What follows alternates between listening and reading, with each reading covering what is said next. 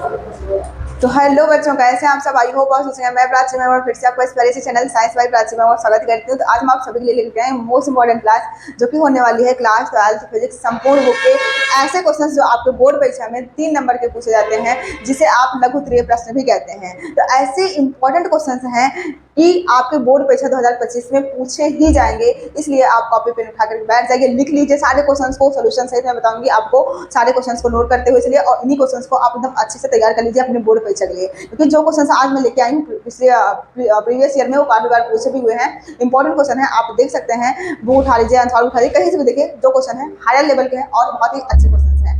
चलिए हम क्लास को स्टार्ट करते हैं यहाँ पे। और यहाँ पर पहला जो आपको क्वेश्चन है वो आपको यहाँ पर दिया गया है, ध्यान समझिए। एक सेल का आंतरिक प्रतिरोध स्मॉल आर है। कैपिटल आर प्रतिरोध में कुछ समय तक धारा भेजी जाती है। एक अन्य प्रतिरोध कैपिटल आर में उतने ही समय तक धारा प्रवाहित की जाती है। यदि दोनों प्रतिरोधों में उत्पन्न ऊष्मा समान हो तब सिद्ध कीजिए R equal to root of R1 plus R1 into R2। ये जो सवाल है 2022 में और 2021 में भी ये क्वेश्चन आपका 2020 में भी आपका ये क्वेश्चन पूछा हुआ है। यानी जो सवाल है आपका वो मोस्ट इंपॉर्टेंट है। सवाल आपका क्या है? इंपॉर्टेंट है। चलिए मैं यहाँ पे इसका सोल्यूशन देखते हैं। कोई दो प्रतिरोध है, क्या है? दो प्रतिरोध है, और दोनों में क्या है? आंतरिक प्रतिरोध क्या है? स्मॉल आर है। उसके बाद में दोनों प्रतिरोध में जो टी समय में, मतलब कुछ समय तक दोनों प्रतिरोधों में धारा प्रवाहित की जाती है। कोई अन्य प्रतिरोध कैपिटल आर भी है, उतने ही समय में, टाइम का एस्टीमेट में उतने ही समय तक धारा प्रवाहित की जाती है। यदि दोनों प्रतिरोध में उत्पन्न ऊष्मा क्यू का मान क्या हो? इक्वल हो, तो हमको सिद्ध करना है कि small R equal to root of R1 R2। चलिए हम क्वेश्चन में सबसे पहले मान लेते हैं। मानते हैं, माना सेल का विद्युत वाहक बल, माना सेल का विद्युत वाहक बल कैपिटल E। उसके बाद में सेल का प्रतिरोध क्या मानेंगे?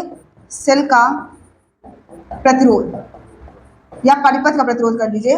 सेल का प्रतिरोध वो हम मानेंगे R1 व R2 में। क्या है? R1 व R2 में। माना परिपथ में धारा, माना परिपथ में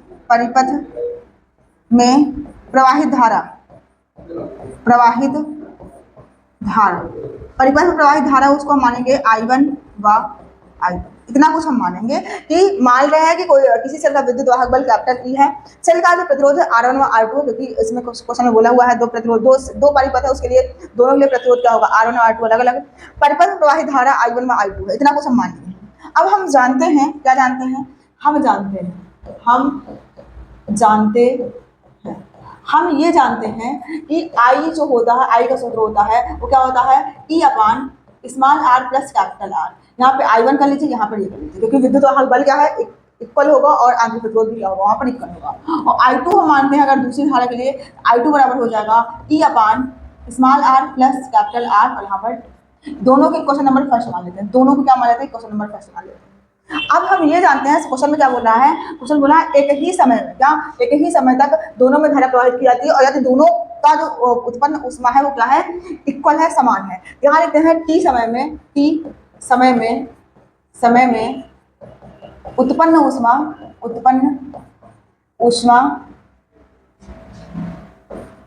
क्या है?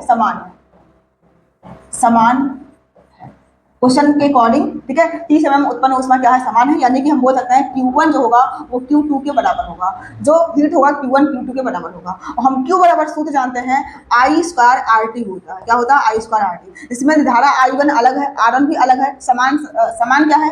T समान है, ठीक है। T समय बोला है। यहाँ पे क्या हो जाएगा? I2 स्क्वायर R2, और यहाँ पर ये किसका? ऊष्मा का सूत्र होता है I स्क्वायर RT। अब यहाँ पर देखिए टी से टी क्या हो जाएगा? हमारा कैंसिल आउट हो जाएगा। क्यों? क्योंकि उस टी समय में समय क्या समान है, ठीक है। यहाँ क्या बचा? I1 स्क्वायर R1 बराबर बचा यहाँ पे क्या? I2 स्क्वायर R2 ये बचा, ठीक है। अब समीकरण 1 से हम I1 I2 की वैल्यू रख देते हैं, ठीक है। समीकरण 1 से I1 व I2 की वैल्यू रखेंगे तो हमको यहाँ से मिलेगा क्या? E अपान small r plus capital R1 का होल स्क्वायर। और यहाँ पर R1 पहले से है, यहाँ पर क्या लिखेंगे? E अपान क्या लिखेंगे? E अपान small r plus capital R1 का होल स्क्वायर। यहाँ हम क्या रख देंगे? R2 रख देंगे, ठीक है। उसके बाद ध्यान दीजिए, अब हमको क्या करना है? अब हम ये देख रहे हैं E से E क्या हो जा रहा है? कैंसिल हो जा रहा है। E स्क्वायर यहाँ भी, E स्क्वायर यहाँ भी कैंसिल हो जा रहा है। अब इसका इसमें मल्टीप्लाई कर देते हैं, इसका इसमें मल्टीप्लाई कर देते हैं, तो ये हमको यहाँ से मिल जाएगा क्या? यहाँ से मिल जाएगा आर प्लस R2 अपान में क्या आर प्लस R1 का होल स्क्वायर और बराबर में मिलेगा क्या R2 अपान R, ठीक है, ये R2 अपान, इसको हमने इसमें मल्टीप्लाई कर दिया क्योंकि इसका भी स्क्वायर था इसका, और इसको वैसे रहने दिया। अब इसको हम इधर भेज दिए तो R2 अपान R1 मिल गया है। अब यहाँ से हम इसको ये लिख सकते हैं, इसको हम लिख सकते हैं R अपान R2 का होल स्क्वायर, R1 को इसके साथ भेज दीजिए, उसके बाद में इसका इसमें मल्टीप्लाई करेंगे, ये हो जाएगा R प्लस R1 का होल स्क्वायर, यहाँ क्या हो जाएगा R2 हो जाएगा। ये इतनी बात ठीक है। उसके बाद देखिए, ठीक है, इतना कुछ ठीक है। अब यहाँ दोनों साइड फार्मूला लग रहा है किसका, a प्लस बी के होल स्क्वायर का, सूत्र लगा देते हैं, क्या हो जाएगा a स्क्वायर प्लस का क्या b स्क्वायर प्लस का क्या 2ab, क्या 2a, ठीक है। उसके बाद में बाहर क्या है R1 तो है इक्वल, इसमें फार्मूला लगा देंगे, ये हो जाएगा a स्क्वायर प्लस का क्या b स्क्वायर प्लस का क्या 2r और R1 a, और यहाँ पर क्या R2 तो पहले से, इतनी बात क्लियर है। अब मल्टीप्लाई कर देते हैं R1 का, उसमें R2 को मल्टीप्लाई कर देते हैं, ये हो जाएगा R1 सॉरी स्मॉल r, यहाँ पर 2 था, स्मॉल r स्क्वायर और R1, और यहाँ पर क्या R1 R2 का स्क्वायर, यहाँ पर क्या हो जाएगा 2r और R1 R2, इधर मल्टीप्लाई करेंगे, ये क्या हो जाएगा r स्मॉल r पहले कर देते हैं r स्क्वायर, और यहाँ पर क्या R2, और यहाँ पर क्या हो जाएगा R1 R2 का R1 स्क्वायर इंटू R2, और क्या हो जाएगा यहाँ पे 2 और क्या R2R R1 और R, ये ठीक है। जहां से हम ये देख रहे हैं कि हमारा जो कैंसिल आउट हो रहा है वो इससे पूरा क्या हो रहा है कट जा रहा है। अब बचेगा क्या, यहाँ पर जो बचा उसको लिख देते हैं, यहाँ बच जाएगा, यहाँ समझिए यहाँ बच रहा है R, एक सेकंड पेन का कलर चेंज कर दें, व्हाइट ही रहने दें, यहाँ क्या हो रहा R square R1 plus R1 R2 equal to R square R2 plus R1 और क्या R1 स्क्वायर R2, ये इतना बच रहा है, ठीक है। अब यहाँ पर हम क्या करते हैं, तो चलिए आइए ध्यान समझिए, अब हमको स्मॉल r को एक साइड कर लेते हैं, कैपिटल R को एक साइड कर लेते हैं, यहाँ हो जाएगा R स्क्वायर R1 और इसको इधर बुलाएंगे तो माइनस से क्या हो जाएगा R स्क्वायर और R2 इक्वल में, यहाँ पर क्या है R1 स्क्वायर और R2 और इसको उधर भेजेंगे तो माइनस में जाएगा, क्या हो जाएगा R1 और R2 का, इतना आप नोट कीजिए। हम अगले पेज पे बढ़ते हैं, कॉमन लेकर के उसके बाद सिद्ध कर देते हैं। तो चलिए हम अगले पेज पे बढ़ते हैं और यहाँ पर देखिए R स्क्वायर कॉमन है, स्मॉल r स्क्वायर, यहाँ पर R1 और R2 कॉमन है। चलिए हम यहाँ पर बढ़ जाते हैं अगले पेज पे, और अगले पेज पे बढ़ते हैं तो यहाँ पर क्या कॉमन था R स्क्वायर कॉमन था, और बचता क्या ब्रैकेट में देख लेते हैं, बचेगा क्या यहाँ पे R1 और R2 बचेगा, क्या बचेगा R1 और R2 माइनस में, यहाँ पर हम R1 और R2 कॉमन लेते हैं और यहाँ पे क्या बचेगा आपके ब्रैकेट में देख लीजिए, सॉरी यहाँ भी क्या बचेगा R1 R2 कॉमन लेंगे तो R1 माइनस क्या बचेगा R2 बचेगा, क्या बचेगा R1 माइनस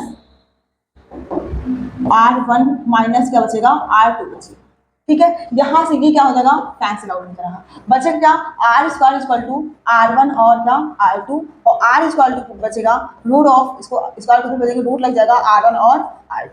यही क्या करना था हमको प्रूफ करना था, यही क्या करना था प्रूफ करना था। तो ये पहला ही क्वेश्चन क्या है आपके एग्जाम के लिए बहुत इंपॉर्टेंट है, कुछ नहीं करना है, बस आपको क्वेश्चन को पढ़ना है कि क्वेश्चन में क्या है, एक सेल का आंतरिक प्रतिरोध स्मॉल r है, कैपिटल R में कुछ समय तक धारा प्रवाहित भेजी जाती है, फिर किसी अन्य प्रतिरोध R में उतने ही समय तक धारा प्रवाहित की जाती है, दोनों प्रतिरोधों का क्या उसमें क्या है समान है, हमको ये प्रूफ करना है। हम पहले इतना मान लेते हैं और क्वेश्चन को उसके बाद में सॉल्व आउट पूरा कंप्लीट कर लेते हैं। तो ये आज का हमारा पहला क्वेश्चन था जो कि बहुत ज़्यादा इंपॉर्टेंट है और बहुत ज़्यादा अच्छा भी क्वेश्चन है और 3 नंबर के लिए, ठीक है। ये क्या हो गया है प्रूफ हो गया है, ठीक है, प्रूफ हो गया है।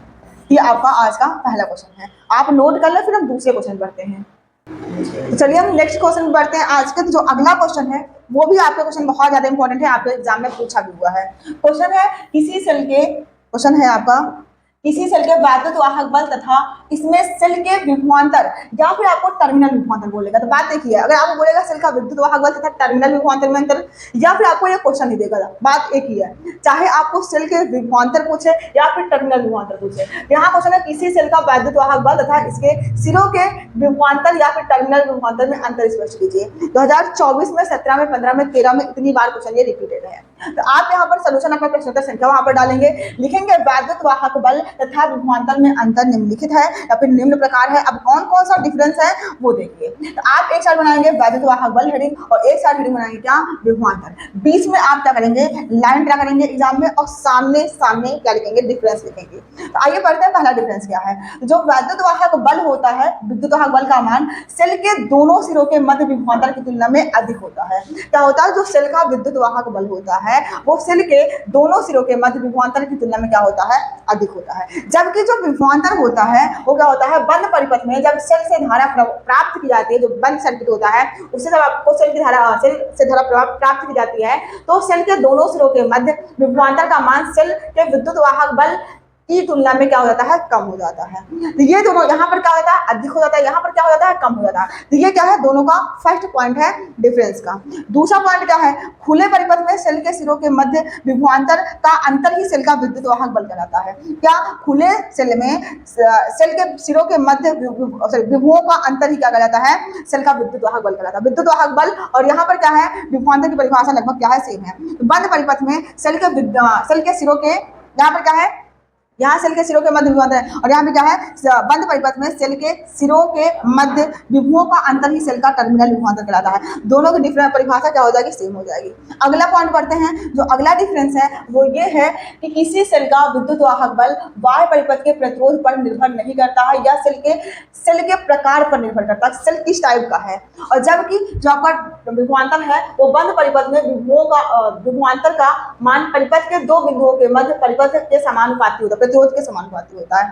ये आपका थर्ड और डिफरेंस है। अगला जो डिफरेंस है लास्ट जो आपको लिखना, 3 नंबर का क्वेश्चन आएगा। तो वैद्युत वाहक बल किसी सेल में आवेशी के गमन में किए गए कार्य को व्यक्त करता है। क्या, जो विद्युत वाहक बल होता है किसी भी सेल के आवेशी मतलब आवेश के गमन में किए गए कार्य को व्यक्त करता है। जबकि जो विभवांतर शब्द है वैद्युत परिपथ के किन्हीं दो बिंदुओं के मध्य मापन के लिए प्रयुक्त होता है। ये किसके लिए प्रयुक्त होता है, किए गए कार्य के लिए, आवेश का जो संचरण होता है किए गए कार्य के लिए व्यक्त होता है। और ये जो होता है किन्हीं दो बिंदुओं के मध्य बिंदुओं का जो मापन होता है उसके लिए हम प्रयुक्त करते हैं। तो ये आपका क्या हुआ, आज का दूसरा क्वेश्चन है जो मोस्ट इंपॉर्टेंट क्वेश्चन है, आप एग्जाम में पूछा भी हुआ डिफरेंस। तो हम हर जा रहे हैं, आप दोनों डिफरेंस इसको नोट कर लें। तो चलिए हम अगले क्वेश्चन बढ़ते हैं, और जो आज का क्वेश्चन नंबर 3 है, क्वेश्चन नंबर 3, वो भी क्वेश्चन आपका वेरी इंपॉर्टेंट क्वेश्चन है। क्वेश्चन दिया गया है आपको, बायो-सेवर्ट नियम के समीकरण की सहायता से निर्वात की चुंबकीयशीलता का मात्रक एवं विमीय समीकरण निकालिए। किसकी सहायता से, बायो-सेवर्ट के नियम की सहायता से। 2023 में और 2017 में क्वेश्चन क्या है, पूछा हुआ है। पहले हमको याद होना चाहिए बायो-सेवर्ट नियम की इक्वेशन। बायो-सेवर्ट नियम की इक्वेशन जो होती है वो होती है आपकी dB = म्यू नॉट अपान में होती है 4 पाई होती है, और यहाँ पर होता है आपका क्या, IDL अपान में क्या, R²। ठीक है, ये क्या होता है आपका बायो-सेवर्ट नियम का इक्वेशन होता है। अब इसी के नियम की सहायता से हमें क्या निकालना है, निर्वात की चुंबकीयशीलता का हमें क्या निकालना है, विमीय सूत्र। जो म्यू नॉट है इसका हमें क्या निकालना है, विमीय सूत्र और मात्रक निकालना है। तो ये होता है आपका क्या, यहाँ पे बायो-सेवर्ट नियम का इक्वेशन। अब इसका इक्वेशन की सहायता से हमको क्या निकालना है, म्यू नॉट का वो क्या निकालना है, मात्रक, म्यू नॉट का मात्रक, जो कि बहुत इंपॉर्टेंट क्वेश्चन है आपका ये मात्रक। ठीक है, चलिए हम निकाल लेते हैं कैसे निकाला जाता है। तो यहाँ से अगर हम म्यू नॉट निकालेंगे तो म्यू नॉट इक्वल टू हमको मिलेगा, यहाँ मिलेगा dB इंटू में क्या, 4 पाई इंटू में R², और बटे में क्या मिलेगा हमको, बटे मिलेगा I और क्या, D। ठीक है, और हम जानते हैं जो ये B है, चुंबकीय क्षेत्र B का जो मात्रक होता है वो होता है न्यूटन प्रति एम्पियर मीटर।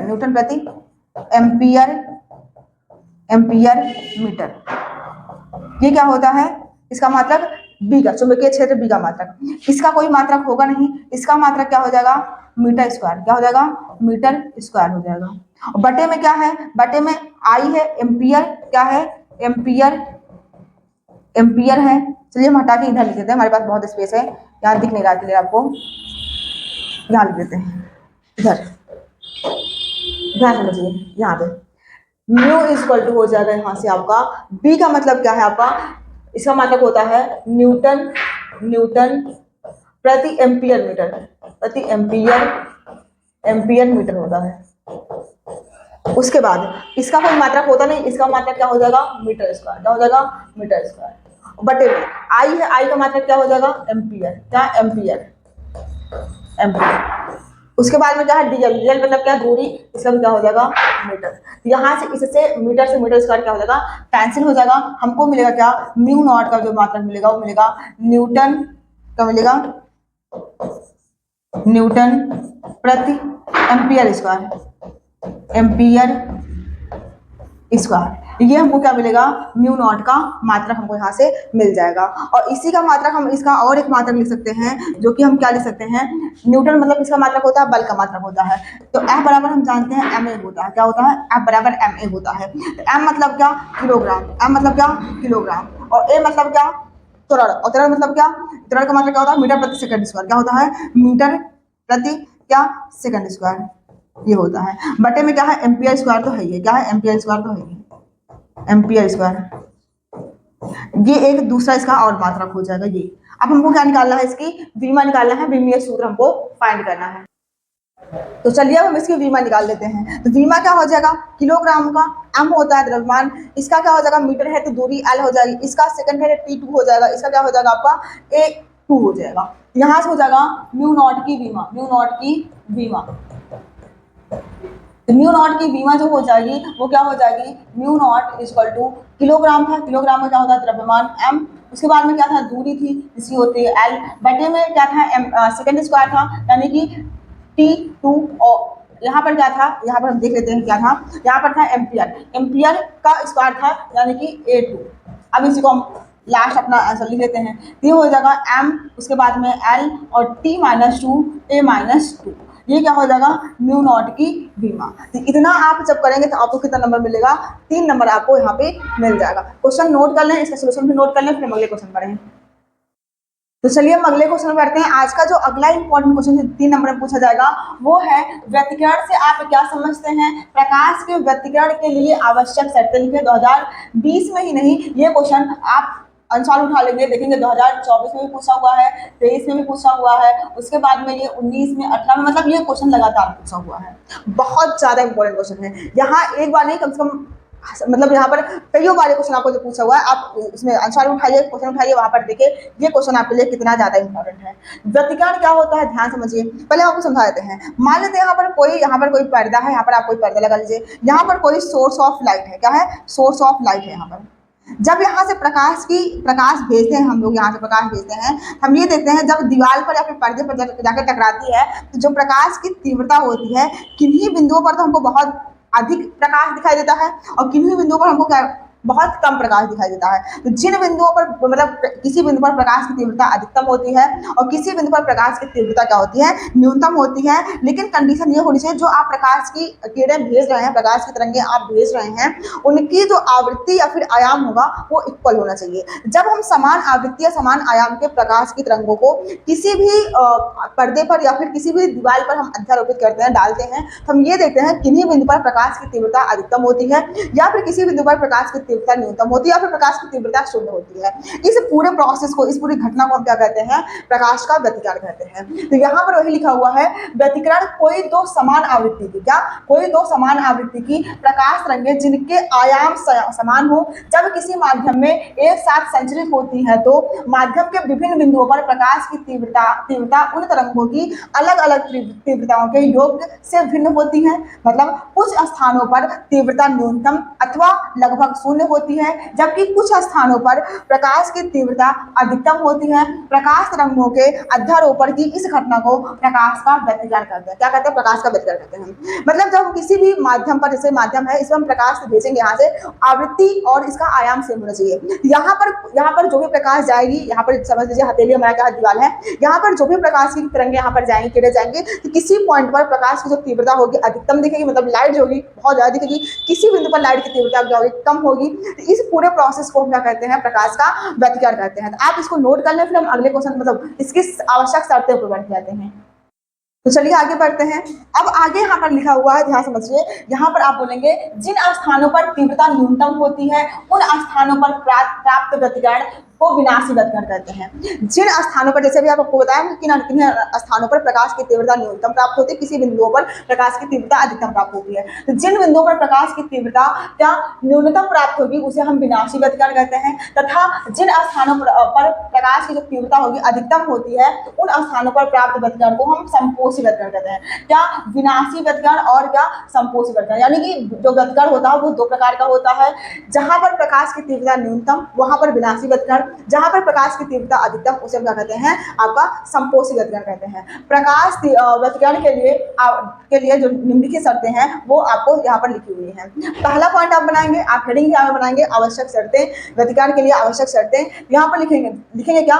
दोनों प्रकाश स्रोत कला संबंध होने चाहिए, अर्थात दोनों तरंगों के बीच कलांतर समय के साथ नियत रहना चाहिए। यानी कि जो भी हम प्रकाश भेज रहे हैं, दो तरंगे भेज रहे हैं, उनके बीच जो कलांतर होना चाहिए वो समय के साथ क्या? कांस्टेंट नियत होना चाहिए।